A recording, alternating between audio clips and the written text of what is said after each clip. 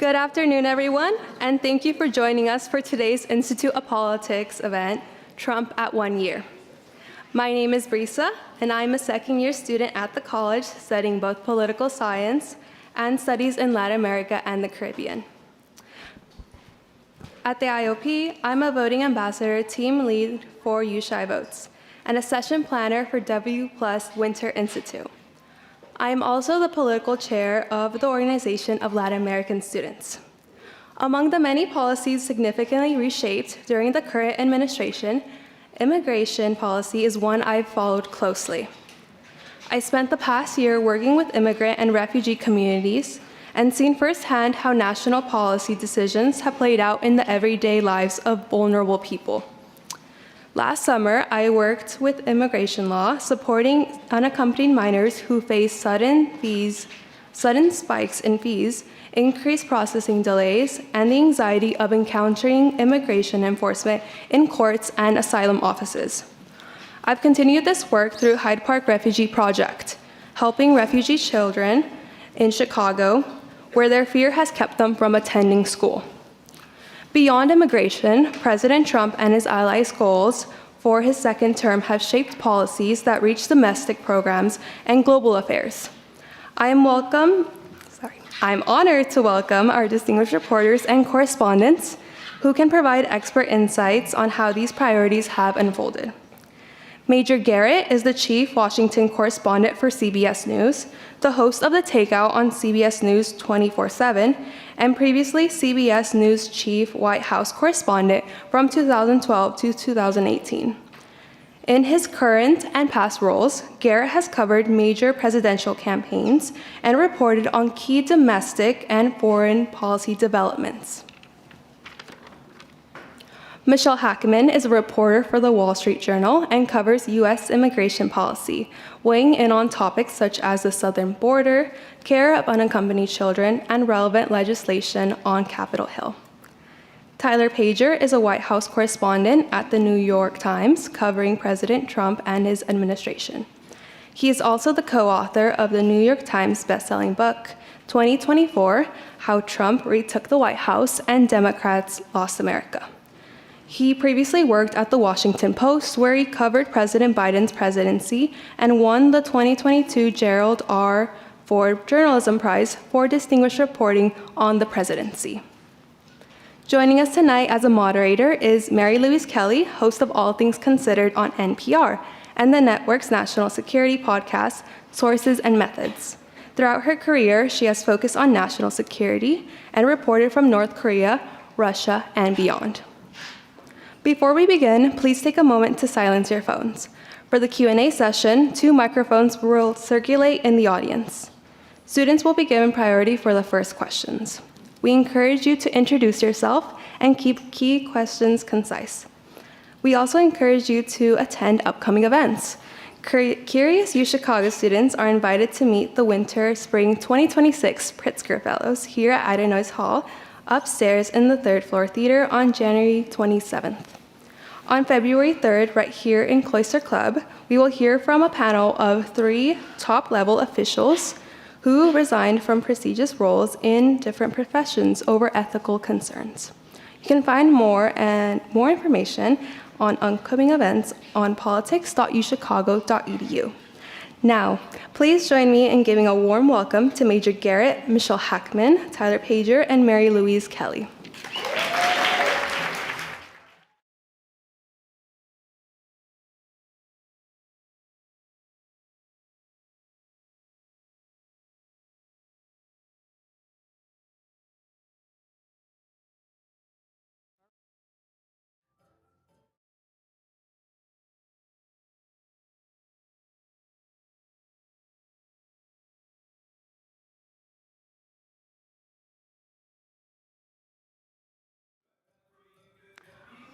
Good evening, Chicago. Welcome, everybody, tonight. There is a post on social media, a tweet, that is making the rounds that might set the tone for tonight. It reads, "Thank you for the free 3-week trial of 2026. I would like to unsubscribe." from whatever the hell this is.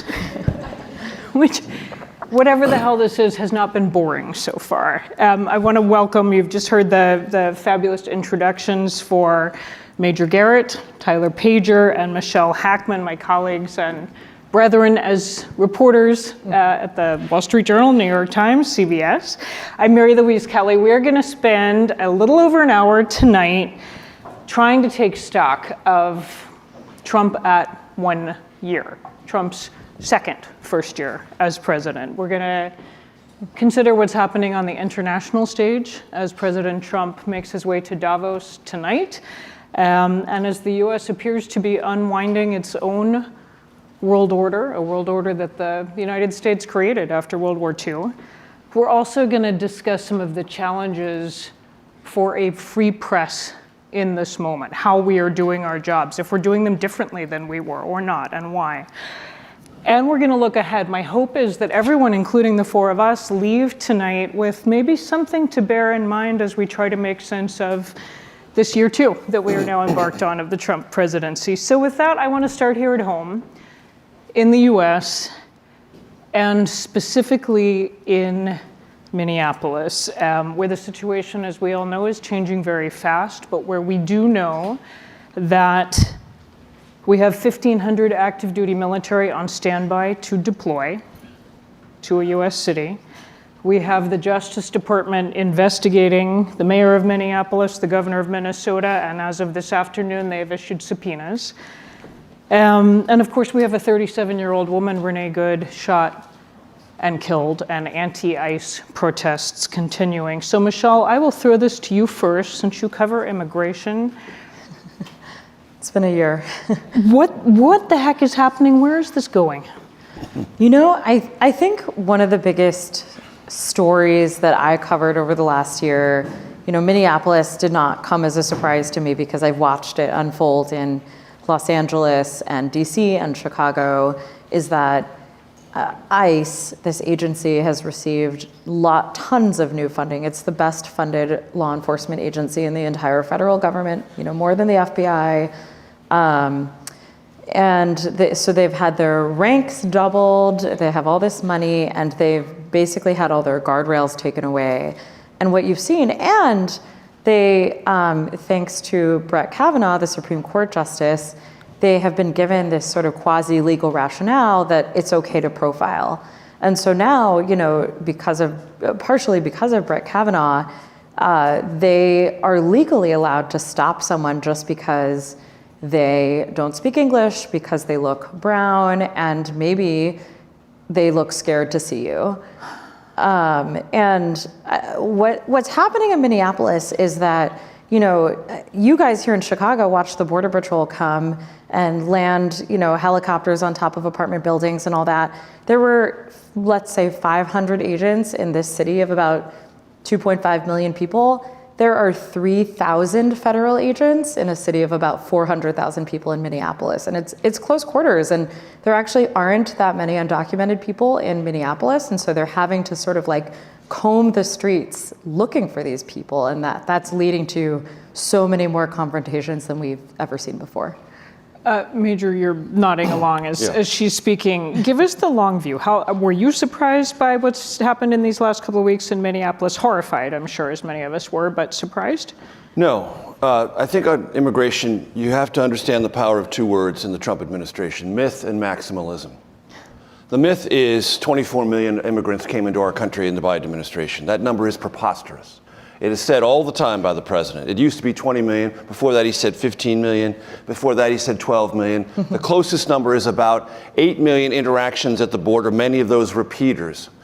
But if you questioned what the president said during the campaign or subsequently about the numbers, you were always accused by someone in the Trumpian circles of undermining or misunderstanding the gravity of the situation, or trying to somehow make an excuse for the Biden administration's border policies, which were, compared to the Trump administration the first time around, by orders of magnitude more lax. So the mythology of that number created the impression of an invasion. And what Michelle's talking about with those recruited to ICE, they believe this country has been invaded. They believe they are on a holy mission to cleanse this country of invading populations. That mythology has taken complete hold within their ranks. They believe they are doing something justified.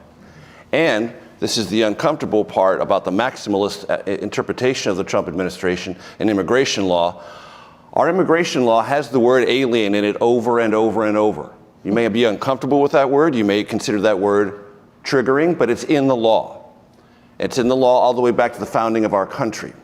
And this administration, in the 4 years in between, Trump 1 and Trump 2, spent a lot of time teasing out every previous legal interpretation of existing immigration law and have applied maximalist interpretations of how they can enforce it.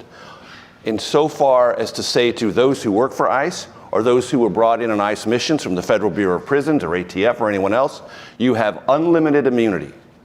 Under federal law, they have qualified immunity, but this administration doesn't agree with that. It asserts you have unlimited immunity, meaning if anyone touches you, you can arrest them, you can punch them, you can suppress them, you can do whatever you believe you need to carry out your mission to carry out this enforcement of immigration law.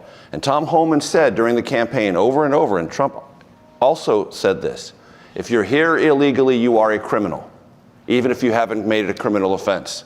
And that's part of this maximalist interpretation of the law, undergirded or supported foundationally by this mythology of an invasion. Just to jump in, though, because it's not an insignificant point. We're talking about immigration law here.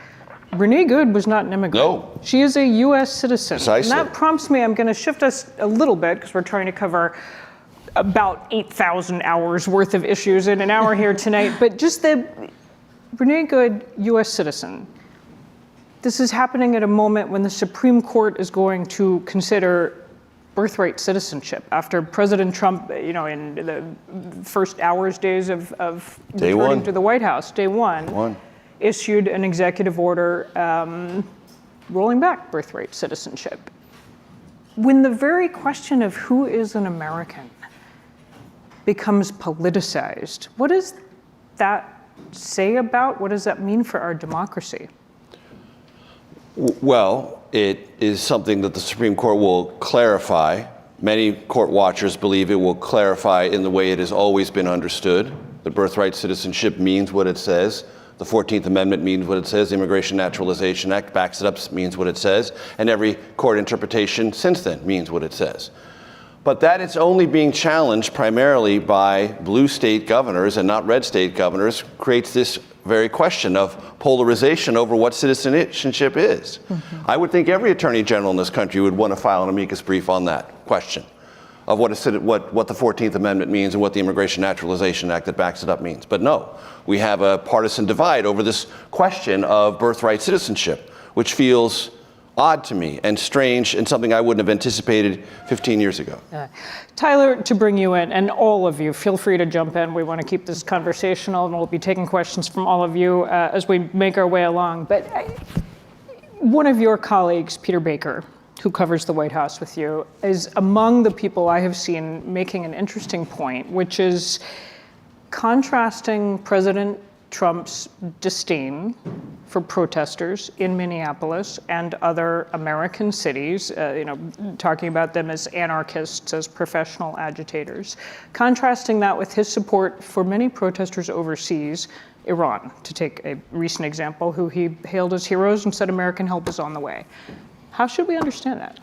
I don't think that anyone looking for ideological coherence across the Trump agenda is going to be satisfied with a clear answer. And I think this is one of the many cases that we've seen over much of his political career, but particularly over the last year, where it doesn't make sense. It doesn't fully add up to a grand theory of that you might have, said for other presidents you can fit into a box, or at least some sort of theories make sense. I think when we are assessing President Trump and what he does, it's about him and what he wants in any given moment. And I know that might seem very simple and might also be challenging because what he wants at certain points changes. I think on immigration, just to sort of harken back to that, That is largely driven by Stephen Miller. And Stephen Miller is one of the president's top aides. He's the architect of the president's immigration policy. And he has been very clear about his views on immigrants, who he thinks should be part of this country. And he is the driving force behind much, if not all, of the sort of strategy behind that. But in terms of the president, he's driven by different things on different days, depending on what he's last heard or seen from whoever is closest to him. We've seen that. On the protesters in Minneapolis, for example. Yeah. When he calls them anarchists, agitated, does he believe that? I mean, you just sat down with him for 2 hours at the White House, which we'll get to in a minute. Does he, as far as you can track, does he believe this? Yeah, or is it making a broader political point? That was one of the most striking moments in the many hours we spent with him. We went and saw him in the Oval just after Renee Good had been killed and the video came out. And he had put on True Social this video, and we challenged him on his assessment that she was trying to run over the ICE agent. And then we watched in the Oval Office as his aide brought over a laptop, the video with him, and sort of said, like, Mr. President, it doesn't appear that she's trying to run him over.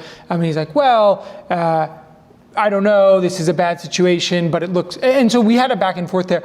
I think he does believe genuinely that some of the protesters are paid protesters or that they are anarchists. I think it's important to understand how siloed his information bubble is and how few people are getting through to him. I think he is surrounded by people who are delivering him information tailored to what they believe or what they think he wants to see. And there's not the same sort of inputs into the presidency that he might have even had in the first term. There is a group of people who are ideologically aligned with him for the most part and are there to very rarely challenge him. And Michelle, so, I see you nodding. You want to jump in there? One of the things I find most interesting about Trump, and I can mostly speak to this, on immigration, but I'd welcome your thoughts, Tyler, is that sometimes when we think about what the administration is doing, it's almost like a caricature, and Trump is not always there himself. His advisors have, again, this, to use your word, this really maximalist view. Let's prosecute everybody. Let's deport 20 million people.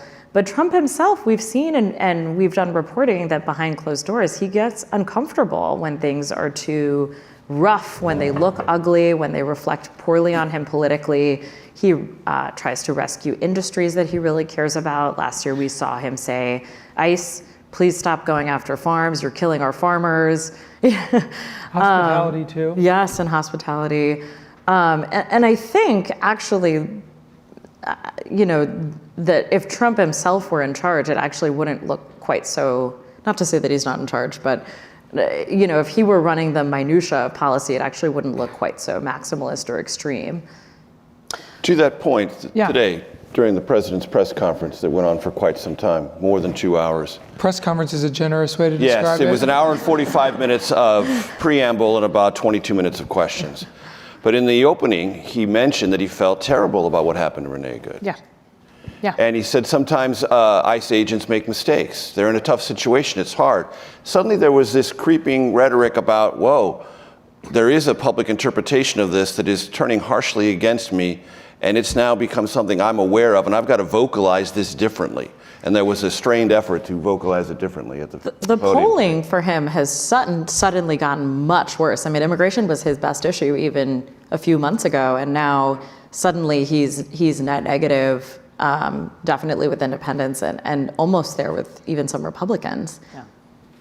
All right, so let's go overseas. I mentioned the world order seeming to reorder in real time as we speak. We are 20 days into 2026, and so far this year, the United States has attacked Venezuela and seized that country's president, threatened an imperial takeover of Greenland, threatened to attack Iran again, threatened new tariffs on European allies, emphasis on allies.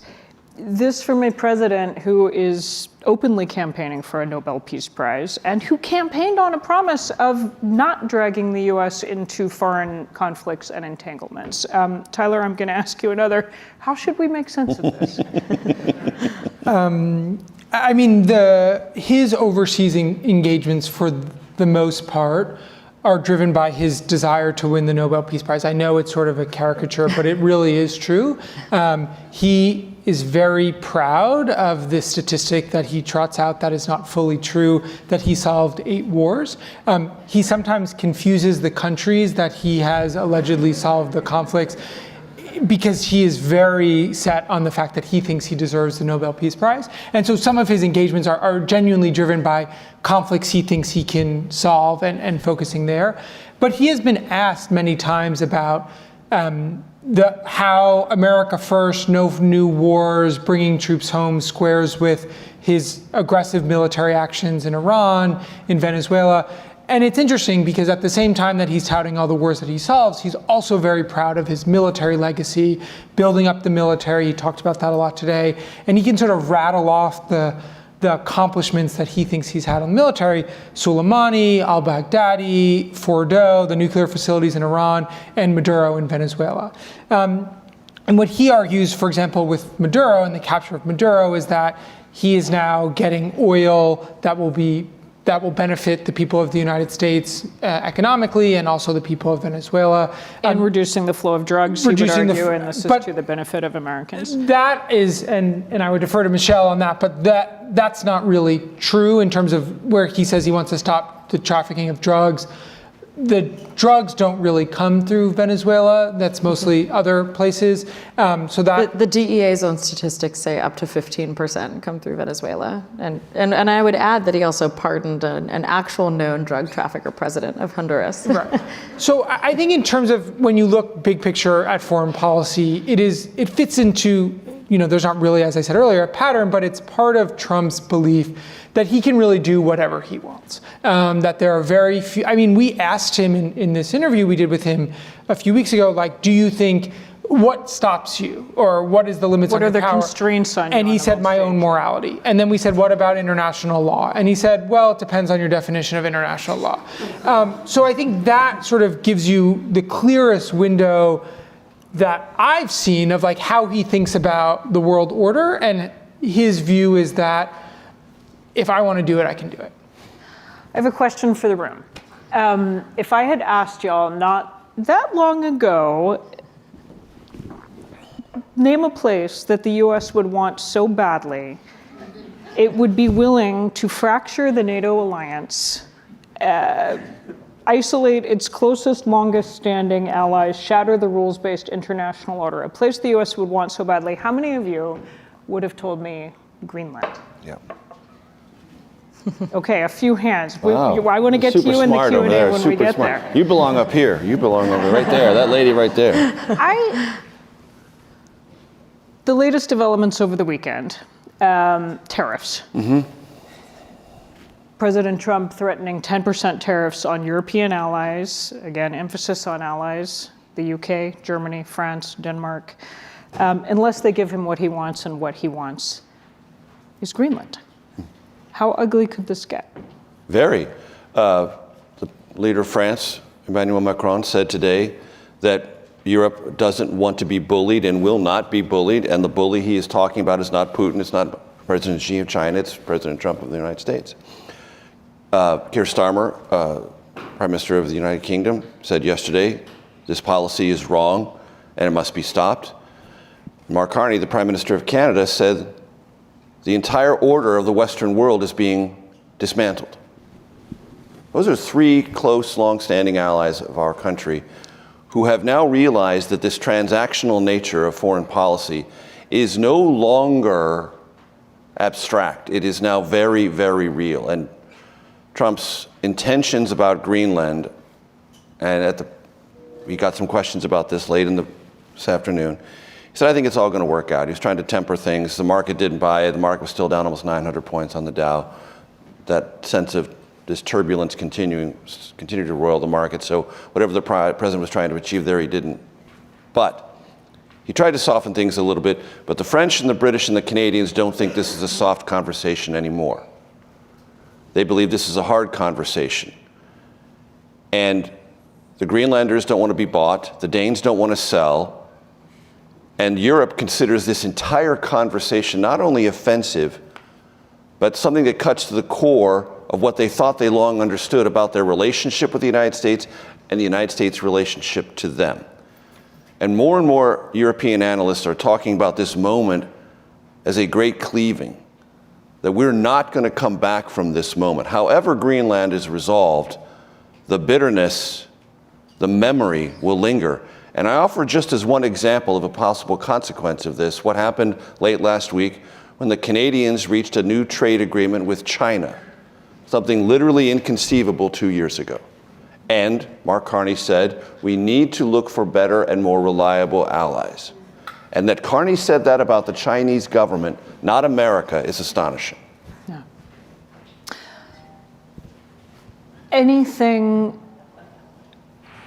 I would ask anything you all like about US foreign policy, but you're reporters, so I won't put it that way. Anything that is working about Trump's foreign policy. I mean, because the counter argument, if Stephen Miller were on stage with us, would be to say, look, diplomatic niceties, diplomatic schmiceties, we're getting what we want.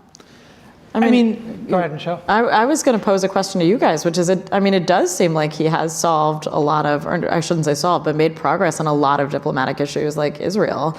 Why do you think he's been more successful than his predecessors, if that's true?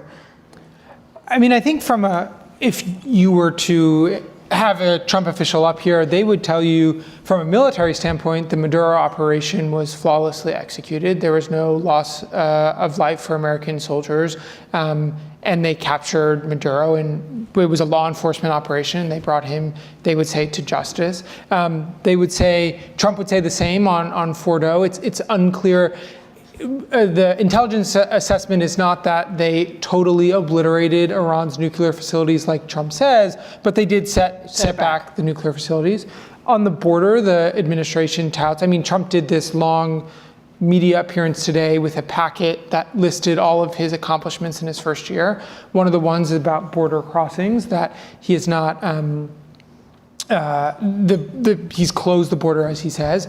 On NATO, the president brags that he has gotten other countries to up their defense spending to 5%, and no other leader has been able to do that. That's the amount of GDP that these countries are spending on their military. And I think, Michelle, to part of your question, one of the things that Trump says, and I think other leaders or allies or critics begrudgingly give him credit for, is the sort of maximalist approach he takes, where he's willing to slap tariffs on a country, he's willing to use any tool in the toolkit of executive power, does yield results. Whether or not it is harming long-term relationships, undermining trust between allies, the sort of aggressive nature of Trump's presidency is getting him things that he wants, new trade deals, freeing hostages in various countries. Taking back deportees. That's the big one I've been watching, is that the Biden administration begged and cajoled and in some cases tried to slap the wrists of countries that wouldn't take their deportees. But day one, you have the president of Colombia try to refuse to take deportees, and Trump was like, we are going to throw tariffs at you. We are going to ban you. He threw everything at them and they caved in like 2 seconds. Yeah, there are parts of this muscularity that work, that get people's immediate attention, that shake up conversations and dislodge things that had been stuck. That is absolutely true.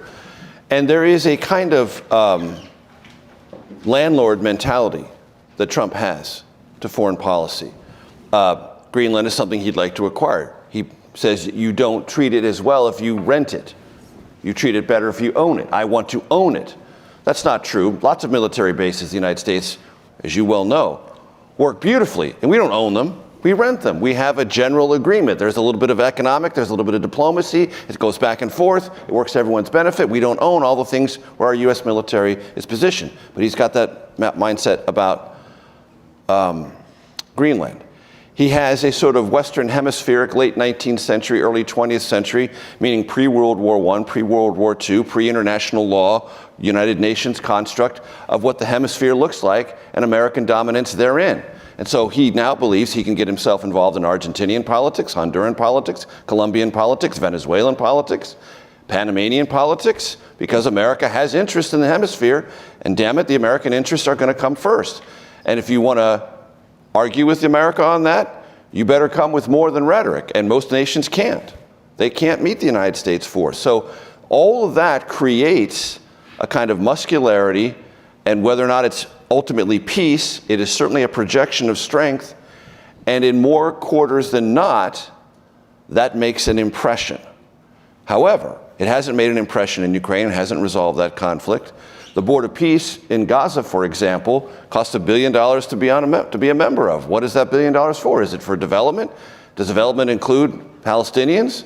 Gaza's not even in the charter. It's not even mentioned. So what is it? Is that more landlordism? I don't know. It certainly sounds like it. So there are limits to it, of course. But there is something unique, personally unique, in the way that Trump projects what America is and what America wants. And it gets results oftentimes in ways that a more diplomatically rooted, more institutionally rooted administration like the Biden administration sometimes couldn't. To your point about renting, not buying, I was born on a U.S. Army base in what was then Western Germany in the 1970s, a country that we did not own then and do not own now, and it seemed to work out okay. Setting that aside, you know it's probably not a great day in your newsroom when you receive an all-staff email subject line, "If law enforcement officials come to your home."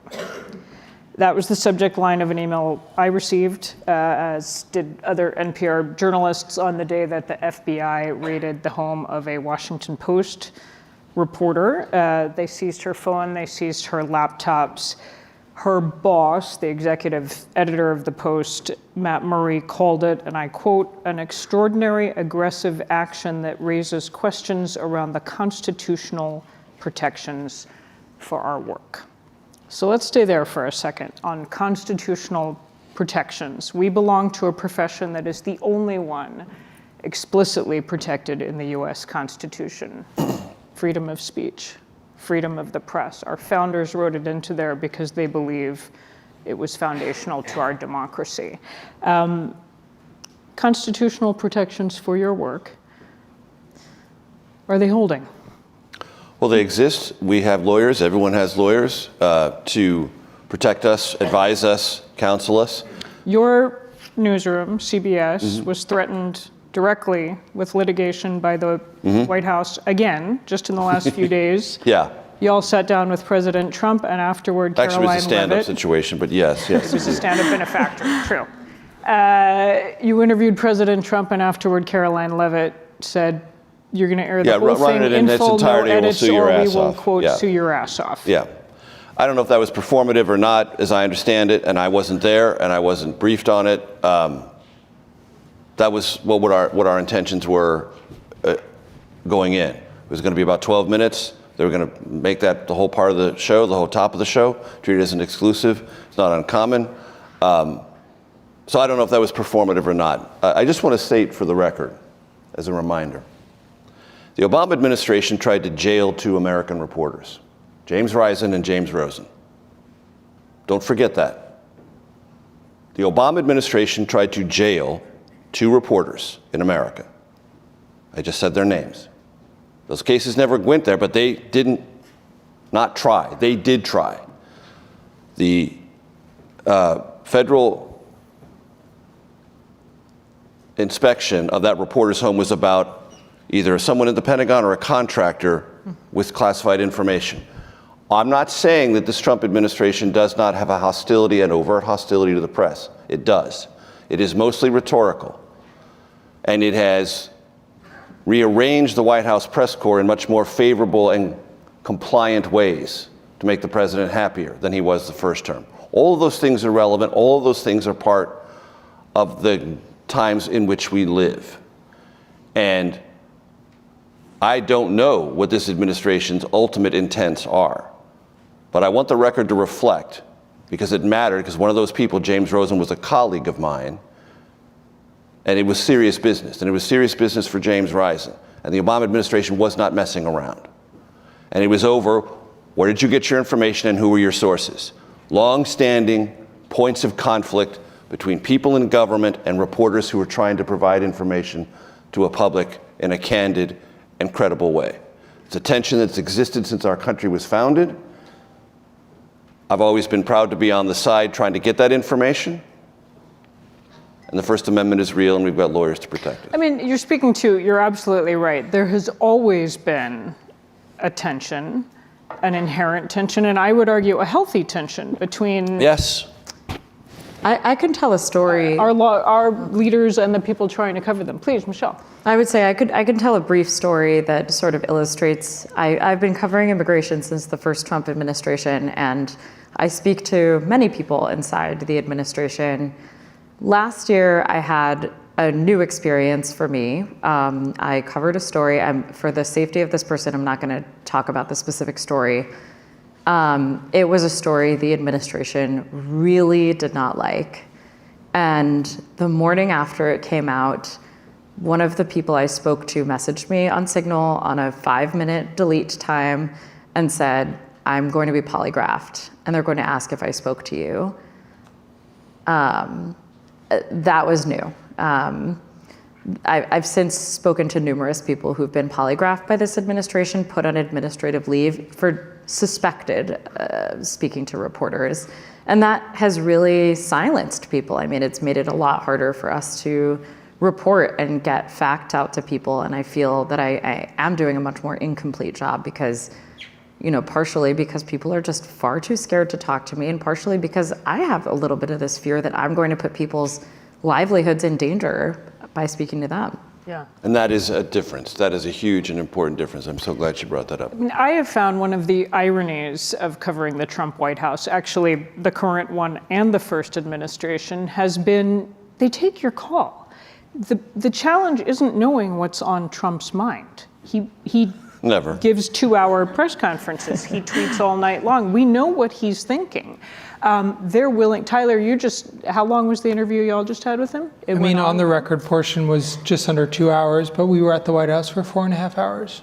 What else did you do? So we've done a lot of coverage of this evening in the White House, but we got there at 5 p.m. and 5 minutes into the interview, he got a call from the Colombian president. So we thought we were going to be escorted out of the Oval Office. Instead, he said, this is off the record. And we just listened to the entire call for 45 minutes. Wow. Then we had a 2-hour interview. And then we had a tour of his renovations to parts of the White House, including the White House residence. Right. I'll close out. Just to add on to this conversation, it is this very odd experience in which Trump is making himself readily available. I covered all 4 years of the Biden administration. I was a White House reporter at the Washington Post. I never once stepped foot in the Oval Office. I never interviewed Joe Biden. When I called Joe Biden after he left the White House for my book, I got his cell phone number. He said he'd be willing to talk. His aides then changed his cell phone number. So there's that approach. And Whereas Trump, I called him at 4:30 in the morning after he captured Maduro, and he took my call, and then he gave us access to him in the White House. So there's that part of the accessibility of the president. But at the same time, Trump's personal lawyer has sent me and the New York Times a cease and desist letter for a $10 billion lawsuit around our Epstein reporting. So again, nothing makes sense in all of this. There's no coherent theory to the way that Trump deals with the press. He has also accused the New York Times of sedition and treason, and also brought us into the Oval Office. Just for the, I don't know if others in this room I have never called the President of the United States on his cell phone as he's asleep. And did you wake him up? Just what do you say? I don't know that. I mean, he posted, so this is the morning that the US captured Maduro. We have a colleague who's based in Venezuela, and we had a idea that this might be happening. And so our colleague at 1 a.m. sent a message in a chain, explosions in Caracas, and we had a sense that this is what was going on. So we were up from 1 a.m. reporting. Around 4:20 in the morning, Trump posted on Truth Social that the US had captured Maduro. And I was in constant communication with our editors, and I said, should I give Trump a call? And they said, yeah, this is probably, if there's a moment to call the president, it's now. And I called him, and he picked up after 3 rings. I don't know whether or not he was sleeping. He sounded tired, but it was 4:30 in the morning. So it was a very brief 50-second phone call, but it was quite the moment to speak to the president just after he captured a foreign leader. There we go. We're going to open it to questions from all of you in just a minute, but I'm going to steer one just to start looking forward to where this year is going. This is, of course, a year of midterm elections. You cover voting rights. Sure. Gerrymandering, Yeah. redistricting. Yeah. How confident should we be that we will have free and fair elections in the fall? We should be confident because we always have, and we have the infrastructure to do it. We have the election workers, we have the secretaries of state, we have attorneys on both sides, Republican and Democrat, who work the space and do it well. And when you go to the polls, give the poll workers a hug because they do hard work and they are the backbone of a system that is resilient, administered by the states, trickles down to the county and city level. It's a system that works. It's a system that has been unfairly, maliciously maligned, but it is a very good system, one that we can all take pride in. That being said, on your network this morning, the sitting governor of Michigan said, Gretchen Whitmer, it is not paranoid to be concerned about the idea of federal troops around polling places in the midterm elections. And we are doing tabletop exercises to prepare. I didn't say that, the governor of Michigan said that. And that's something that is on my mind as I think about this space, as I think about precursor reasons this administration might assert to deploy. The president said things about crime in the place where I live and where I've lived since 1990, Washington, D.C., that were not true, that justified National Guard. Now, the National Guard made certain citizens in D.C. feel safer. I'm not saying it was an illegal deployment. He had the right because it's a federal district, he had more rights in the District of Columbia than elsewhere. But what he said about crime simply wasn't true. He said crime had never been worse in the District of Columbia. That's an absolute falsehood. I lived in the District of Columbia in 1990 when there was almost a murder a day. In 1990, 1991, 1992, 1993, there were times in the city where crime was much, much worse. So I think back on that and say, well, the precursor was, I say it's worse than it's ever been, therefore I need to deploy. Okay. Is there a circumstance where he might say something about elections or protests or insurrectionists? He called those in Minneapolis today, by the way, insurrectionists many times at his event at the podium in the briefing room today. That's a special legal definition. What's going on in Minneapolis may be upsetting to federal law enforcement. It may be intrusive. It may be loud in their ears. They may not always like it, but it is not insurrectionist behavior. Yet, that is the term the president has applied. So could he use that as a justification for something? Asking these questions is no longer, as the governor of Michigan said, an act of paranoia. It is something you must consider. I'm not predicting it. I'm not expecting it. But to think about it and to theorize about it, quite obviously, in the voice of a governor of a swing state, is on people's minds. One more for me and then I'll open it. But just to look at this through the political prism, as we look toward the midterms, as we look toward 2028, Trump's hold on the GOP? Trump's hold in the party? Are we starting to see little fractures over foreign policy and other issues? Tyler? That's the storyline that I'm most interested, or one of the storylines I'm most interested in, is the future of the Republican Party. Trump has joked, or some people don't think it's a joke, but talked about third term and how he can't run but wants to run. I think I'm very interested to see where the future goes. The thing about foreign policy is people will criticize him and then very quickly come back in line. Like on the Iran strikes. By people, you mean Republicans in Congress? Yeah, like not even Republicans in Congress. Congress has shown itself to not really be interested at all in standing up or voicing opposition to Trump, but prominent voices like Steve Bannon, Tucker Carlson, we saw before Trump struck Iran for the nuclear sites, J.D. Vance putting out a long post defending Trump taking that sort of action. So I don't think it's as specific to foreign policy, but I think we're seeing the various figures, J.D. Vance clearly chief among them, sort of plotting themselves as the successor to Trump. But Trump is a unique political figure, unlike we've ever seen before. And his ability to get the party and the movement behind him, regardless of ideological incoherence, I don't think transfers to other individuals. So I'm very curious to see how these various individuals not just Vance, but people like Steve Bannon, who's floated a run for Congress, what Marco Rubio does, Ted Cruz is obviously interested in running for president, how they all position themselves and how the party responds. And I think Trump is very interested in keeping the spotlight on himself, and so is not going to be eager to appoint a successor, endorse a successor. So I'm very much curious how that will play out. And I think the midterms will be the testing ground for that as various high-level Republicans go out to act as surrogates for candidates running. All right, over to y'all. Have at it. We have microphones. We're going to select people. Priority is going to go to students. Please introduce yourself if you care to, and please keep your question a question so we can fit in as many as possible. Thank you all for your time. My name is Sam Royce, and I'm a first year studying political science in the college. Now, J.D. Vance was, I want to look towards the future in 2028, as you were just discussing. J.D. Vance was absent during the planning around Absolute Resolve, the operation to capture Maduro.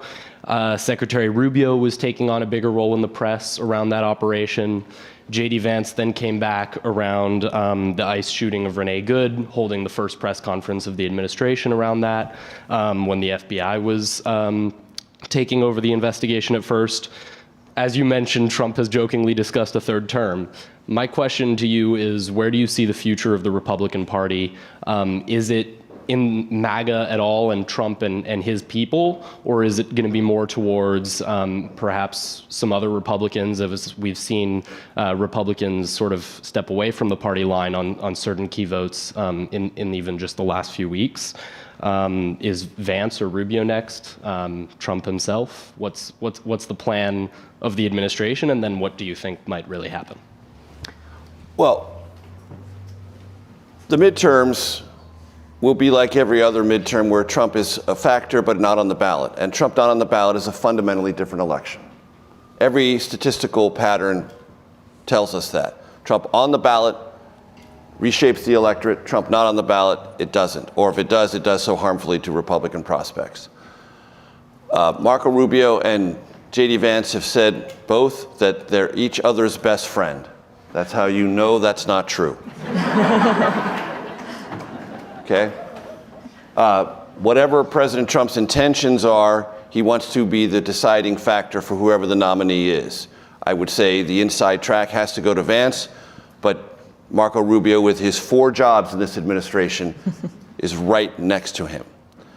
And it's notable, I think everyone paid attention to it, that Vance was less visible on Venezuela and more visible in Minneapolis. That is going to ebb and flow. As Tyler mentioned, there'll be other Republicans vying for this. But Trump is, both by persona, by aura, by fundraising, and by sheer force of will, still the dynamo at the center of the MAGA movement.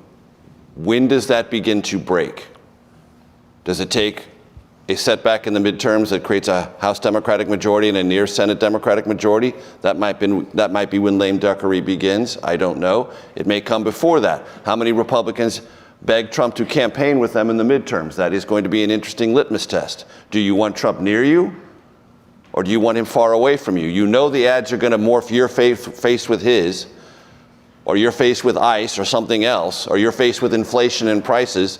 How do you deal with that? Do you bring Trump in, or do you keep him at arm's length? All of those things are going to factor. How visible is J.D. Vance as a political dynamo going to these congressional districts? Is he more welcome as a majority protector than Trump is? That will be an interesting litmus test. Rubio cannot get that political as Secretary of State. Vance can as Vice President. So that's going to be one thing to watch, I would say. Yeah.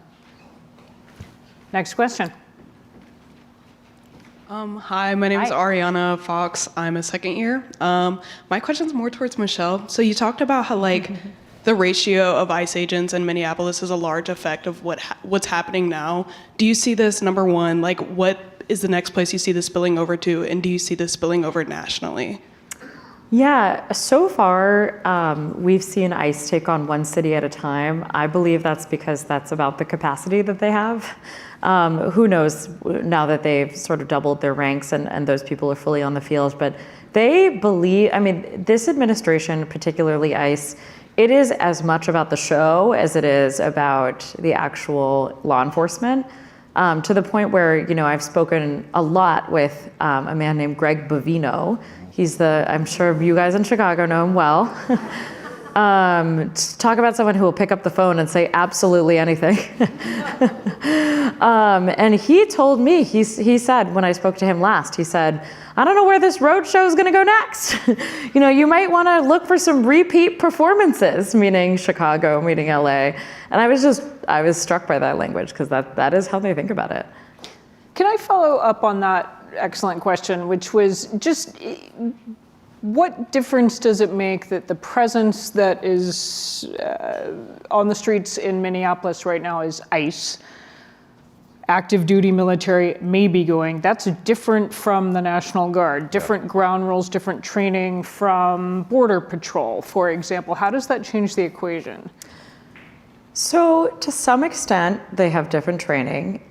Believe it or not, ICE officers are, I think in practice, more reserved than the Border Patrol, for example. That's why you saw Border Patrol really sort of acting in some ways out of line here in Chicago, tear gassing, peaceful protesters, things like that. I think the Border Patrol is really known for sort of gonzo operations at the border.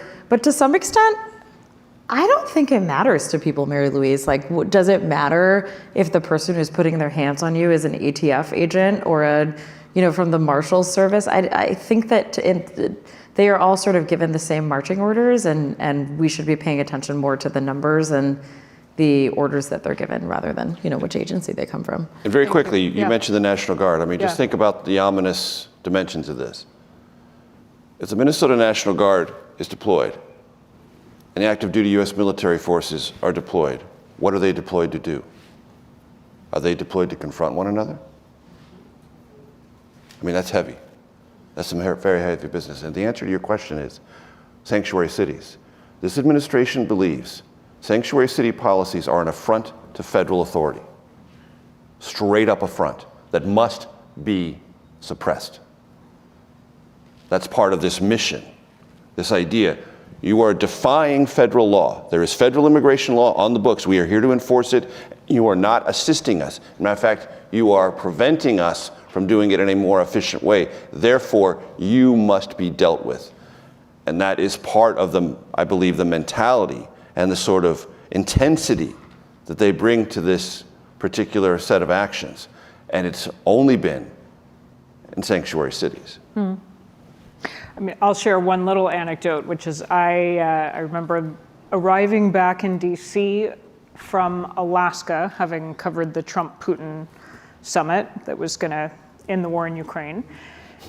Arriving back, getting off a train at Union Station in DC, and the days that I had been away were the days that the National Guard had rolled into DC, where Trump had deployed them, and they were very visible, very all over Union Station and around Capitol Hill, very visibly armed with guns strapped to their thighs. And I was interviewing our correspondent in Kyiv on air that day, and he was saying at that point in the war in Ukraine, you didn't actually see that much military on the streets of Kyiv, that it felt like a very calm, kind of normal city. And we, in real time, figured out there was a much more active and visible military presence on the streets of the capital of the United States than the capital of Ukraine on that day, a country that had been at war at that point for 3.5 years. Next question. Hi, I'm Julian. I'm a second year in the college majoring in history. I was wondering about Trump's flood the zone strategy and how you manage his slew of tweets and long-winded speeches covering a wide range of topics and ensure that news consumers are understanding the most important topics and not just being inundated by his strategy to flood the zone. How are we handling it? Poorly. I think the best we can is, but still poorly, because there's not enough reporters, there's not enough time, there's not enough bandwidth. I would say is my short answer. I think a lot of what he says is repetitive. If you listen to him today for the I don't know, 2 hours he was talking. It was a lot of stuff we've heard before. And I think, we do our best to sort of, that our job is to figure out what's new, what's important, why it matters, and explain to readers that. We write a lot of stories, and we try to communicate in various platforms in different ways. Obviously, some ways are better than others, but it is true. I mean, he speaks to the media and posts more than any president in recent history. He is omnipresent, and that's part of, he views himself in some ways as his own press secretary. Part of the reason he's at the podium today is he does not feel that he is getting the coverage he feels he deserves, and so he is taking it into his own hands and spending 2 hours reading through a packet that they have distributed to the press, explaining what he's done and why he should be applauded for that. And so it's our job to contextualize that for readers, explain what he's doing and why he's doing it, and also be really keenly listening for what's new, right? He in the sort of longer soliloquies he delivers, he makes news and sometimes says things he doesn't mean to say, right? I mean, one of the best examples of this is he was doing an interview on a New York radio station, and he mentioned that the U.S. took out like drug facility in Venezuela. We think it was a CIA covert action that took out this facility, and he wasn't supposed to announce it, and he accidentally said it during an interview on a radio station with his friend John Castimedes. If you've seen Marty Supreme, he's the dad in that movie. But like, he's just everywhere, and you just sort of always have to be looking because you don't know where he's going to make news and what he's going to say. I mean, I come at it from a little bit of a different direction, because you were just talking about it's our job to figure out what's new and share it and contextualize it, which is absolutely true. But also, I think some of the most interesting reporting is, remember that thing that was so crazy 3 weeks ago, i.e. 487 news cycles ago? Like, what happened to that? Totally. When I was trying to figure out where should we begin and what ground do we cover tonight? I mean, ousting Maduro, that feels so 3 weeks ago. Right. It's so like, but that's crazy. Anyone who covers the Trump White House knows a phrase that many of the reporters say to themselves, what a long month last week was. Yeah. I am finding, don't tell my bosses, but I am finding doing I host a weekly national security podcast where we take one or two, like the big stories. This week, I think we're going to be looking at the world order reordering in Davos. And finding doing one story in depth is more satisfying and definitely a little bit easier just to get through your day than trying to do a 2-hour daily news program, which I also do, where you're doing 20 stories a day, and it is a blur, and last week feels so 4 months ago. Another question. Hi, my name is Jacob. I'm a fourth year studying political science. One of the stories that caught my attention recently was Trump endorsing against Senator Bill Cassidy in Louisiana. And that's kind of been a trend in this administration and in the last administration, but any Republican Trump critics get like absolutely destroyed. But in this, like with a year to go and a lot of these incumbent senators being important votes for a very slim majority, is there risk for Trump in this go around? Well, there isn't a risk in terms of confirmation because he's not going to let anyone go because he knows he needs votes to confirm the next person if he sends someone out of his cabinet. So I don't think that's going to happen. I don't think there have been any big changeovers in the cabinet for that very reason. And I already got Cassidy's vote. Cassidy was crucial in getting RFK Jr. confirmed as HHS secretary. He was the fulcrum. And Cassidy struggled with that. But he knew he had a better chance of getting that vital endorsement if he conducted a good hearing, asked all the questions, and then came to a conclusion. It was just enough to get RFK confirmed. Politicians do this. They're quite skilled at it. But in the end, it wasn't. And there was a long-running effort behind the scenes to get Trump to stick with Cassidy. But he will not forgive him for voting against him on impeachment. And that is a marker that Cassidy could, no matter all of his other exertions on behalf of the administration and administration policies, could not get over. Julia Letlow hadn't even announced. Now she's in. Race is on. Next. Hi, I'm Isabella. I'm a first-year Master of Public Policy student at Harris.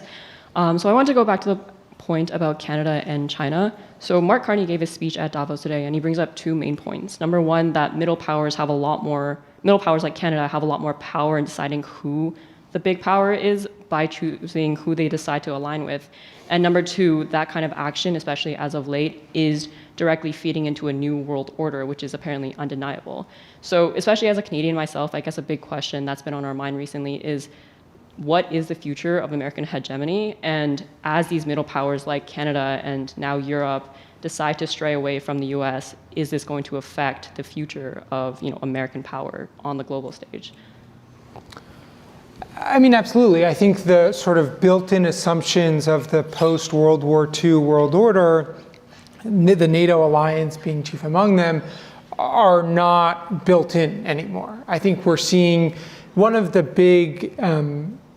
things I always remember about what Joe Biden said is after he was elected and he did his first international trip and talked with European leaders, he said that leaders would often say, like, we're happy you're back, or we're happy America's back, revitalizing the transatlantic alliance, but for how long? And I think Trump's reelection and his, I'm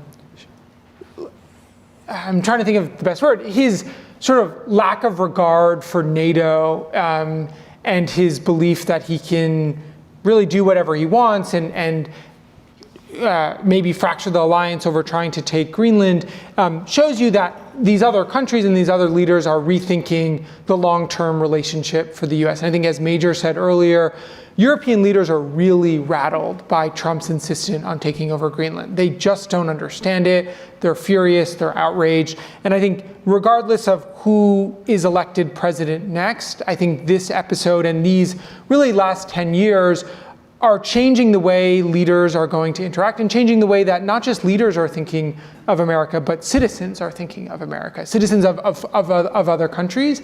And it'll be interesting to see how the world responds to the US. For example, the US is hosting the Olympics, the World Cup. What does that look like? What do foreign countries, not just the teams themselves, but fans and visitors, how do they interact with the US? And I think absolutely we should assume that America's role in the world, it will change regardless of who is president because of the way Trump has shattered norms, which many of his supporters are proud of and want him to do, but it's forcing other countries to rethink the way they engage with the US.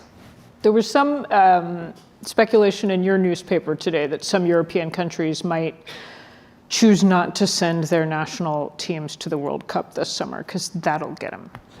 I mean, I think European officials are exploring any and all avenues to try to stand up to Trump. I mean, particularly as it relates to Greenland, which they are very animated and furious and bewildered by. And I think, as Major said earlier and others have said, the U.S. The European officials are trying to figure out how to fight back on certain fronts, and I think they're finding it to be challenging because the president is willing to use whatever tool is available to him to exert his power and influence. And very quickly on this, what most stuns European leaders is that this is the newest transaction.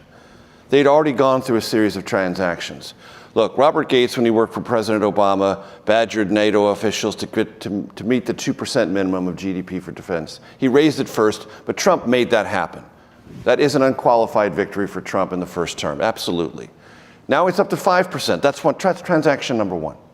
Then they negotiated, the EU and the Brits, a trade deal. That's transaction number two. Then they made a deal about most favored nation prices for drugs, pharmaceuticals. That was transaction three. All of them difficult, hard, unpleasant, give and take, but they thought they'd sorted it out. They were basically done. What they wanted was something that was at least nominally values-based about this long-standing historical relationship where things can be worked out and they don't have to be so nakedly transactional and they don't have to be so aggressive. This Greenland one has crossed a line I don't think they imagined, and they feel not only offended by, but they feel they must do something different because they're done transacting. Let's see if we can squeeze in one or maybe two more. Hello, my name is Sabrine. I'm a rising 1L at Harvard Law. Thank you guys for coming here and answering all of our questions today. I suppose the one main thing I'm concerned about is the overall polarization of democracy, because I believe that President Trump's overall message has been a very divisive one among the people. So I see a lot of hopelessness, even helplessness among the people. So yeah, what are your thoughts on that? You get that one, Tyler. There you go. Well, the first. And Michelle gets that one, Michelle, you want to start? Or? No, go ahead. I'm going to pass. I don't know that there's a particular answer for that. I think we are, I mean, I don't think it's up for debate that we're living in very partisan times, and people feel, I was listening to my colleagues this morning on the Daily talk about Trump's first year in office, and my colleague Jonathan Swan, I'm pretty sure it was him, was talking about how each side sort of feels this is existential, and what that means for democracy when whatever side you're on, you fear that the other side winning power poses an existential threat to democracy. And I think that is a challenging place to be in. And I think when you look at history, it is hard to see how that fever breaks, especially when each side feels that the best way to mobilize their own base is to paint the other side as existential, and you have to vote this way, whether that's Democrat or Republican, because it's a way to mobilize people to the polls and engage. I mean, there are signs, if you want to look for signs of bipartisanship and people working together and people criticizing their own party as isolated examples of looking for paths forward. But I don't know that I have the most optimistic or hopeful message. I think there's a lot of people who are working hard each day. I mean, we're in Washington, there's a lot of people working hard each day who think they are trying to serve their country the best they can.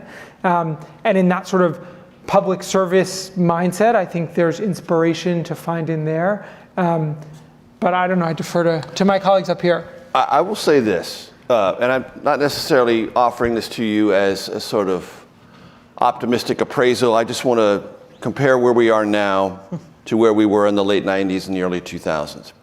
In the late 1990s and the early 2000s, there was a body of thought among political scientists, not only at this fine institution, but across the country, that America's greatest democratic risk was apathy. That voters didn't vote, and they were just disinterested. They were mildly satisfied, but they were just basically opting out. And that apathy and this sort of structural indifference to who was winning or who was the president or not reflected in low voter turnouts, very low voter turnouts in midterm elections, low turnouts in gubernatorial primaries, and was a kind of core malaise in American politics that we should really think and worry about. We don't have that problem anymore. We don't have that problem anymore. Vote totals in 2016 I would were take low. that problem. I know you would. I'm not saying that this is better. I'm saying it's a different thing. We thought about this thing in a very structural way in the late 90s and early 2000s. We think about where we are now and feels divisive. It is divisive. Things do feel existential. Seems like a conversation, even with close friends and our family, can instantly turn super hot and super ragey, and we don't even expect it, and we're not sure why, but it's political. All of that is true. I'm not minimizing any of that. But what it does mean is that we all believe that there are stakes in the future of this country. And more people are voting now across all sorts of elections than ever before. 2020, 2024, midterms, 2018, 2022. This midterm will also be high turnout. People are engaged. People believe there are stakes. And when there are stakes involved and you are participating, there is at least the possibility of this experiment, this miraculous experiment bequeathed to us 250 years ago, can keep going. Okay, I will use that as an opportunity to bring us toward a close, and I'm going to exercise moderator prerogative and ask a final question. I will answer it myself to give you a chance to think, but a lightning round can be just a sentence or two, a takeaway, a tip. a question you will be asking as we all experience 2026, this second year of a Trump presidency together. And I said I would go first. The question that I am finding really useful to ask across international, national, all kinds of stories is it legal? Is it legal? Not is it a good idea or a bad idea, because we can debate that. How much is it going to cost? Great questions, all of them, but is it legal? Is it constitutional? And if the answer is no, to try to point that out and find ways to repeat and report that, because that is part of our job, to hold people in positions of power to account, to hold people who are making decisions that shape our country and our communities and our world to account. Is it legal? Because poll after poll finds, and I keep finding this just anecdotally in interviews I'm doing, Americans, for the most part, are happy to argue all day long about the politics and the policy and what the direction of our country should be. And we have room to hear all of those arguments. But there is broad agreement that the rule of law should be upheld. And that's part of our job. And it's a privilege to play some small role in that. Anybody else want to offer something to just keep in mind as we try to make sense of, as it's been pointed out, a deluge of news and events on any given day? I'll go quickly. The question, and this is very much, I don't sit in the White House, I cover policy. And what I'm always thinking about, I hope this doesn't sound like a cop-out, but is it actually working? We feel like ICE is ubiquitous. We feel like this government is shutting out immigrants from this country, but are they actually doing what they said they were going to do? Are they really deporting 1 million people? And if so, what are the consequences of that? But are they even doing it? Are they even getting close? I sit next to our MAHA reporter, which is her official title. She covers health. I'm constantly asking her, because it's just a personal obsession of mine, are they actually making the food healthier? Are they making it any safer? Those are the sorts of questions I'm going to try to spend the next few years answering. I'm interested in what both political parties look like in a post-Trump era. Trump has dominated the Republican Party since 2016, and we've been talking about that. And I think that's a question a lot of people are asking, but I also think about the Democratic Party. And for much of the last decade, the Democratic Party, one of its core organizing principles is to be anti-Trump. That has mobilized vast numbers of people to vote Democratic. It's energized young people. It's changed the coalition. And I think there's now a moment when the party needs to start figuring out what its message is, what it stands for, when Trump is not the animating and dominating force that he is in what American it stands politics. for as opposed to standing against a lot of. And I think in the midterm elections, we will see people try to, I think obviously Trump is going to be a dominant factor. The incumbent president always is, but I think we'll start to try to get a sense of what that message and what the party looks like as it heads into what is going to be a very crowded and competitive Democratic primary. You get the last word. I'm going to really oversimplify this. What does 250 mean to us? We're going to talk about that all year.